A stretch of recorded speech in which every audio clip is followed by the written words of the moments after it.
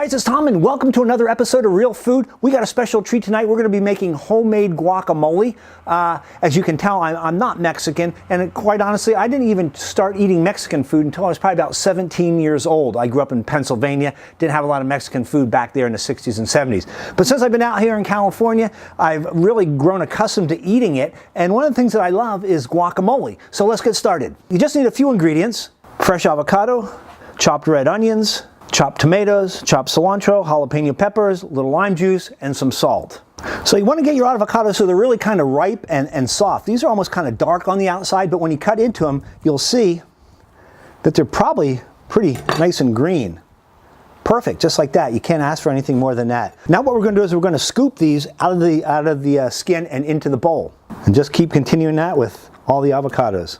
Once the avocados are in the bowl, what I like to do is add just a pinch of salt and a little bit of fresh squeezed lime. Okay? And then what I want to do is I want to mash it up just a little bit, not too much. These are very buttery and soft, so you got to be very careful. You don't want a paste. You want it still kind of chunky. So just give them a little mash, just like that. That's all you really need to do.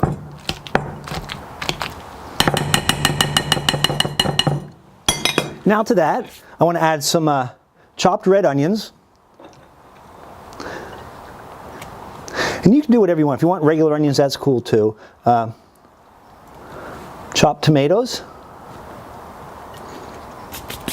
little cilantro, and jalapenos, just a little bit. You don't want to do too crazy, you know, but depending on how spicy you like it. Okay, and there you go. So now you want to be very gentle with this and just kind of mix it around, just like that. Like I say, you don't want it a paste. You want it still kind of chunky. And that's really all there is to it. But I got to be honest, every time I make guacamole, I have to have one other thing to go along with it: homemade carnitas. And that's what I'm going to show you real quick, okay? I put the pork and all this stuff in the crock pot before we started about 6 hours ago.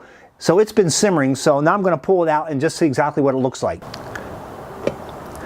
Okay, that looks pretty tasty, if I do say so myself. So we'll just take a few pieces out here just to brown these up, okay? If the chunks are too big, you know, you can break them apart. But don't go too much. You don't want pulled pork, okay? Just like that. Then once the juice is all drained, throw it in this pan. Oh yeah. You can see it's just browning up really nice. Okay, so what I like to do now is I like to throw one of my flour tortillas right there on the burner, warm that up. Now with my carnitas, I usually like some rice, some beans. That's about it.